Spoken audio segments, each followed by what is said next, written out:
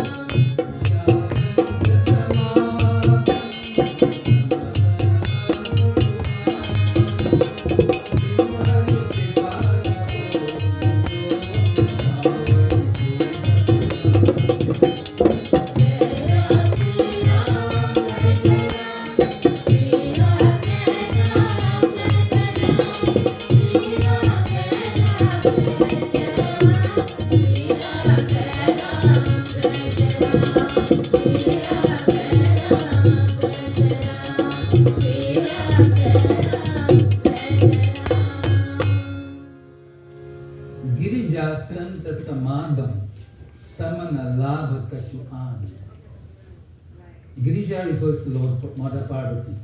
So Lord Shankara is saying, O Parvati, he says, there is no gain. Girija Santa Samadham. Santa Samadham means the companionship of the saint, the holy ones, the saints and the sages. So he said, Girija Santa Samadham Samanahi Labha Kachuan. There is no greater or valuable situation than to have the fellowship of the saints. Nothing is greater than to be in the companionship of saintly people. Now, why is that so? What do the saints talk about?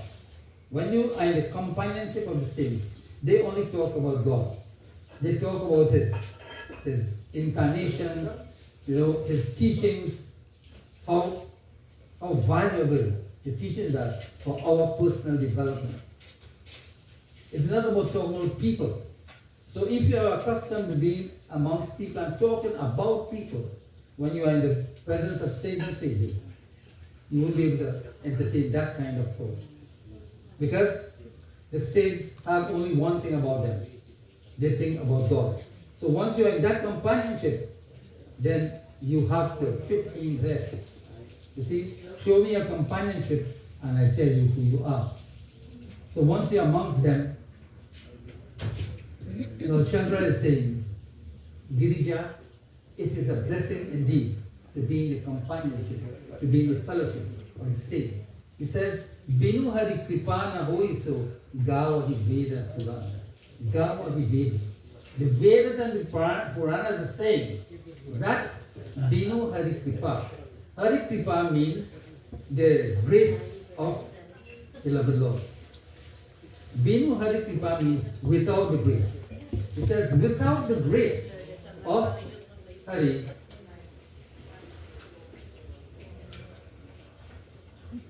Let's have some silence, please.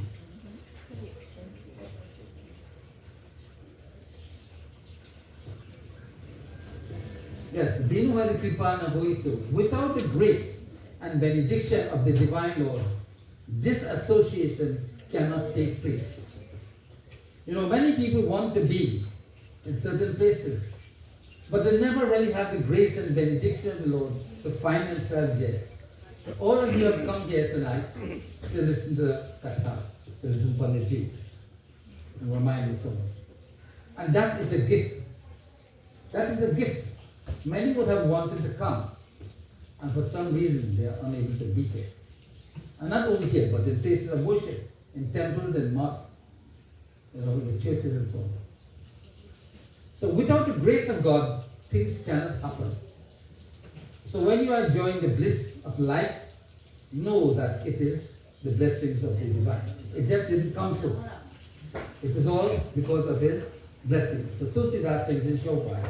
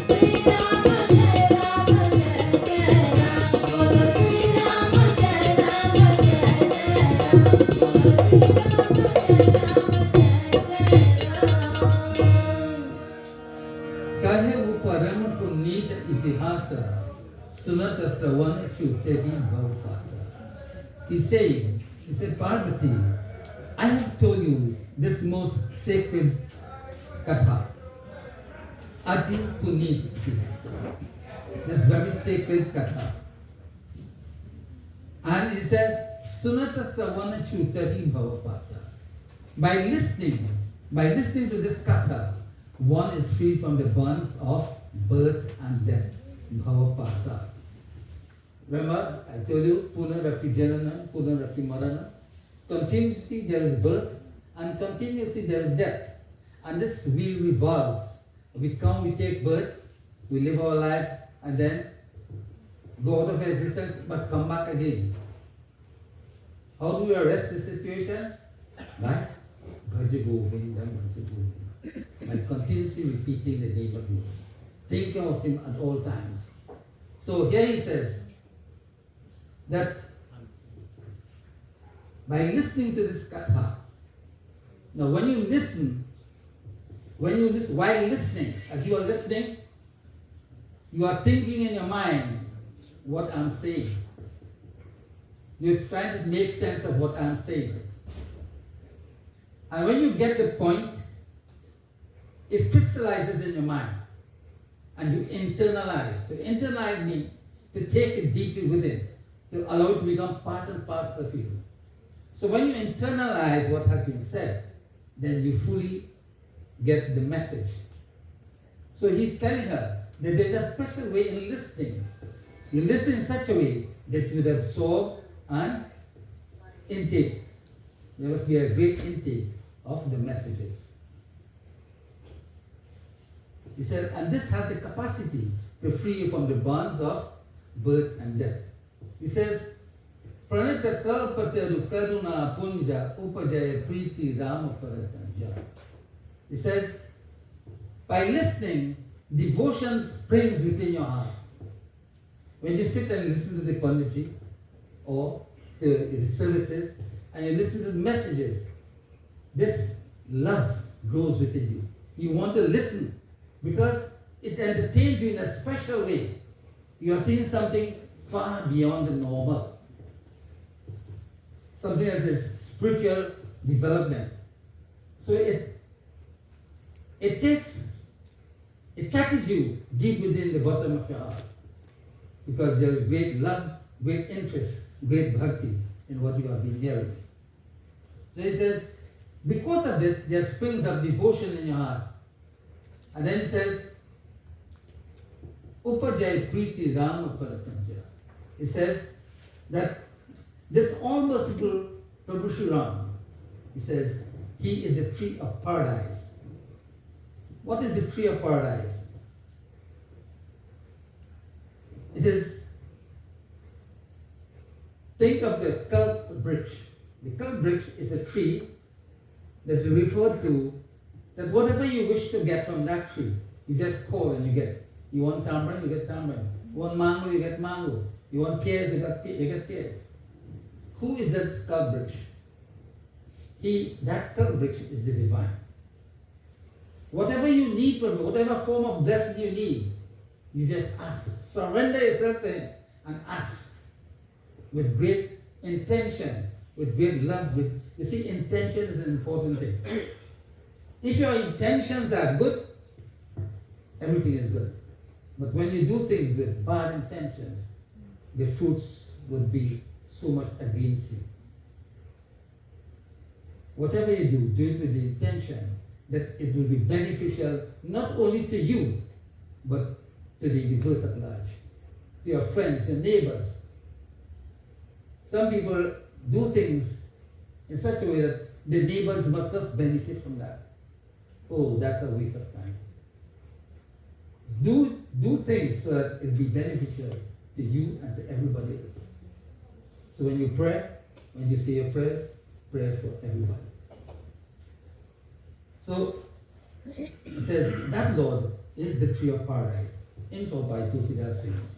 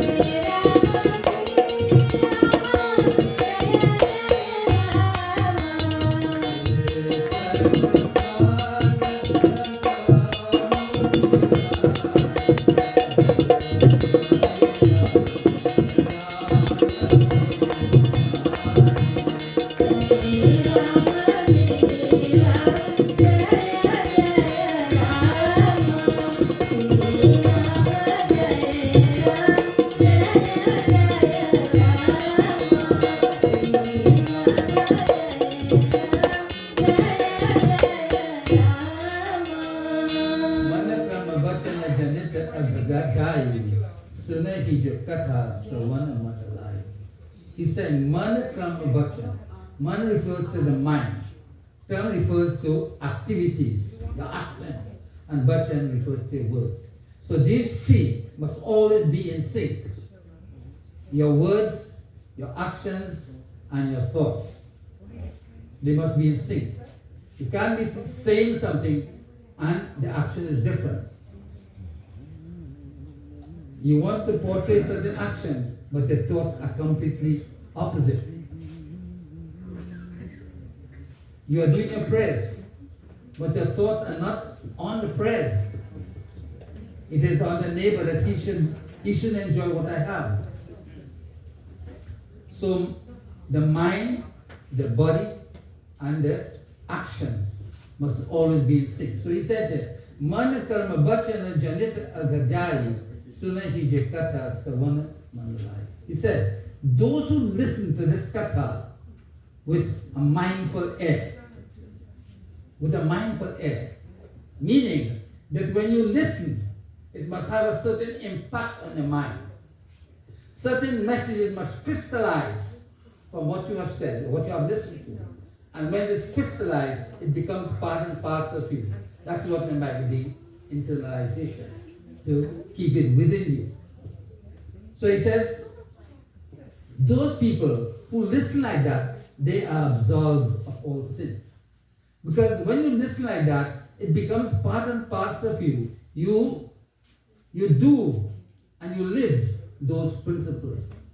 As I said last time, those who have these kind of thoughts, they think of the welfare of others, they pray for others. He says, my Lord, those persons' hearts are all cleansed to receive you. Their hearts are like a temple. Go there, my Lord, and make that heart your home. This is the same thing Lord Shankara is telling Mother Parvati. So he says, Tirtana sadhana samudaya yoga viraga jnana nai.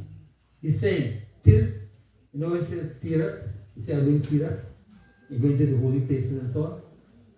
So he says, there are pilgrimages.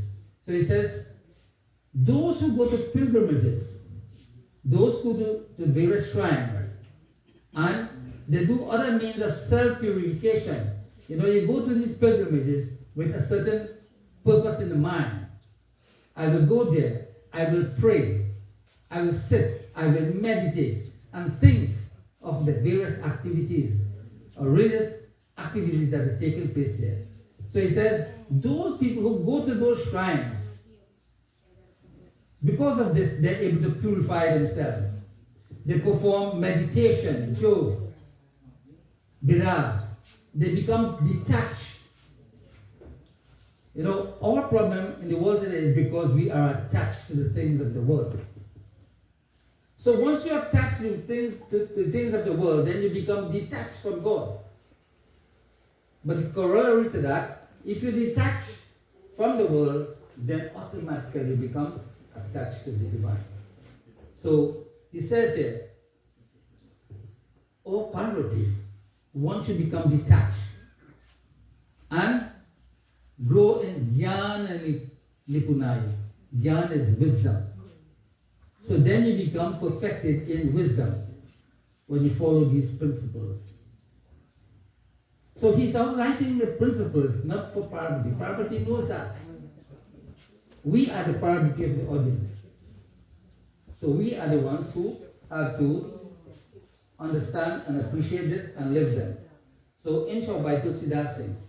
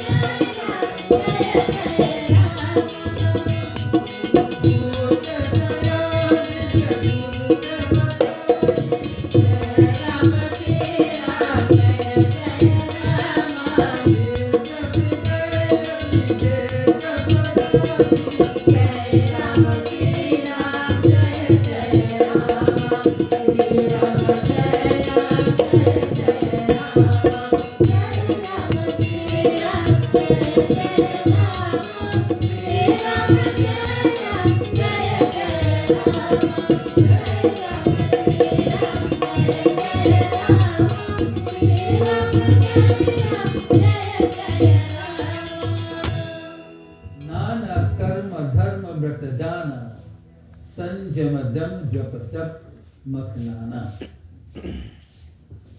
He says, Parvati, people engage in various types of works which brings religious merit. When you go to the Tirth, you go to purify yourself, to meditate. What does this? This brings about religious merit. You have taken a vow to serve, and alms given. What is alms given? That is given charity. Self-denial. What is self-denial? You know, if you're about to have a sandwich and you see somebody passing there, a stranger who looks hungry, you will give him that sandwich. That is, you have denied yourself for the benefit of that person. So in this way, these are practices that one develops in order to enrich yourself spiritually.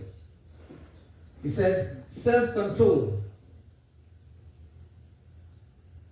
You develop dham. Dham is the self-control. And jap, prayer, penance, tap, and other manifold sacrifices. So all these are involved in enriching yourself. So when you go to the Tirth, and you see all the people, they are engaged in religious practices of various types. Some sit and meditate, some, do different things. They sing, and what have you. They give alms to all the people who are there, to the needy, and what have you. So all these things enrich your bank account, your spiritual bank account. So he's telling Parvati, through Parvati, he's addressing us, that this is the way to go. So whilst living, we don't wait till you pass out. You can't do anything then. You can only do it while you are living. So during our lifespan, these are the practices that we should be involved in so that we can enrich ourselves and become great spiritual beings. So when the time comes for death, then we have no problem. We can face death, very simply. And he says here, Bhuta Daya Vijay Guru Sevakai Vidya Vinay Vivek Badai. He's saying that one should develop compassion. You show compassion to all beings, all living beings. Bhuta Daya, to the Dvij. Who is the Dvij? The Dvij is the Brahman. Who is the Brahman? The Brahman is that person who is knowledgeable, who takes time off to educate the ignorant masses, who does good deeds, who is ever a person who thinks of the people, who spends his life enriching the lives of others. That is the Brahman. Such a person, you must be able to lend your assistance at all times. You must respect them, show them. They are the great teachers. Amongst us, they are the teachers who enrich our lives by their various teachings, by their religious practices and so on. So he says, an all living being, Vidya Vinay Vivek Badai. Vidya is knowledge. He says that our gurus, you see it says here, Dvij Guru. The guru, who is the guru? The person who enlightens you, who teaches you. And you have many gurus, beginning from your parents, your school teachers, the religious teachers and so on. All these are gurus. Because they have enriched your lives, you must do everything to show your appreciation and your love for them. You are supposed to protect these people. He says, they are the ones who give you that type of learning. You must develop modesty or humility. A person who is religiously minded is not a proud person. He's a person who lives with humility, with grace, with love. He's forever humble. And he has sound judgment. A person who is pursuing the religious path, his mind is always fixed upon the divine. So whatever judgment he makes it with the grace of the divine. So his judgment are almost always. When Raja Dashrath wanted to do anything, he goes to his guru, Guru Vashishtha. And they were guru par excellence. They have a special type of guru. They could sit here and see the future. They can see the past. They had a wealth of knowledge that is beyond the normal human beings. In today's world, we don't have that type of guru, but we have people who are aspiring. None of us is perfect, but we can aspire to become perfect. And our scripture texts have shown us many avenues how we can practice and how we can become better human beings. We may not be perfect. None of us is perfect. So we must not judge other people. Judge not that ye may not be judged. So he continues in Chaupai. This is my final Chaupai before my door. Tulsidas sings.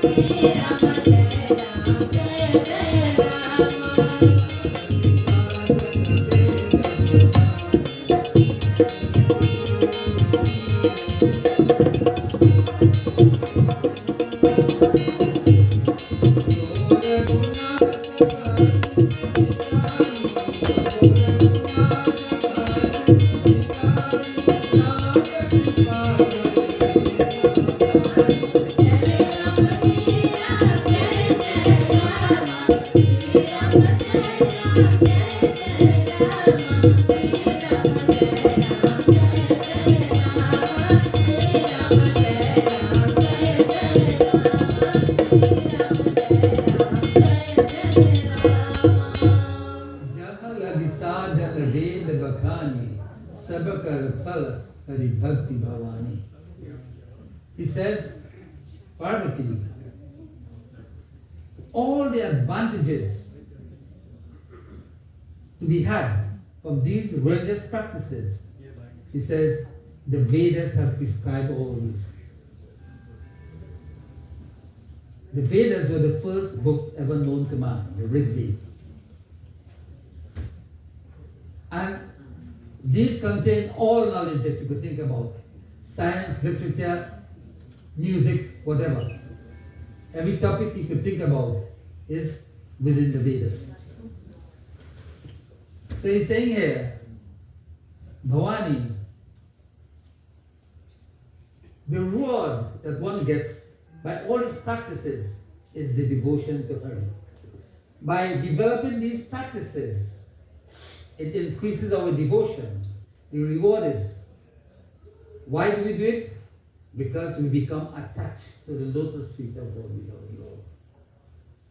Sab karamang ekapal Ram charana rati hoy. Sab karamang, everybody is involved in this practice for one reason. What is that? Ram charana rati hoy. To behold the lotus feet of Prabhu Shri Ram. Once we have that attachment to his feet, everything works well. So he's saying here, So Raghunatha Bhakti Sutigai Ram Krishna Karu Ekapai. He says, but Parvati, he makes this always comes up. He says, Parvati, that devotion to Raghunath is Sri Ram. He says, when the scriptures describe, he said that is scarcely attained by great devotees. It's scarcely attained. And then only by the grace of Ram. Many practice, but they don't fully get it. If you don't have the grace, if you don't win the grace of the Lord, you cannot get it. And how do you win the grace? By total and abject surrender. Love the Lord thy God with all thy heart and all thy might and all thy soul, with your entire being. Those are the words of Christ. That is the extent to which, only when you have done that, only when you have surrendered in total and abject humility to the lotus feet of the Lord, you will win His grace. It doesn't come like that. You have to win the grace. So everything takes an effort. If you don't put the effort, it is said that whatever efforts you make, in that quantum, you receive His blessings. If you give 2%, don't expect to get 10. Right? So whatever you give, He rewards you accordingly, based upon the level and the intensity of your devotion. So I bring my lesson to an end this evening. Tusidas sings in Doha.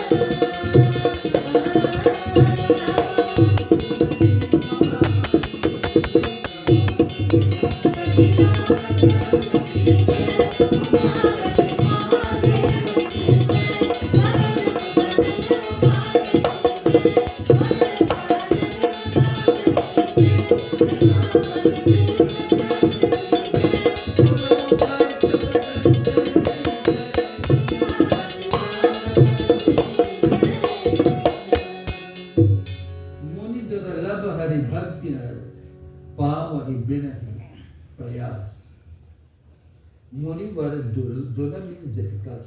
He's saying here, all of such devotion is being practiced to her here. He says, scarce attainable even by sages. So even these sages who have been practicing for so many years, they scarcely attain this level of bhakti. Why? It's because that surrender has not been total. Only when that surrender is absolutely total. And who determines that? Sri Ram determines that. He knows when your heart is filled with bhakti. He knows that. So he says, Jaya katha nirantar sunahi mani viswas. He says, it is effortlessly won by those who continuously listen to this katha and put their trust in it. Viswas is trust. If you listen to katha and you didn't put your trust in it, then you have wasted your time. You go and you listen to this service, it had no impact on you. How do you expect? What reward can you get from that? But if you get into the service and you imbibe, internalize what has been said, it becomes part and parcel of your being, and you begin to practice that, then it becomes meaningful. So when you make it part and parcel of your life, lo and behold, your life is all enriched.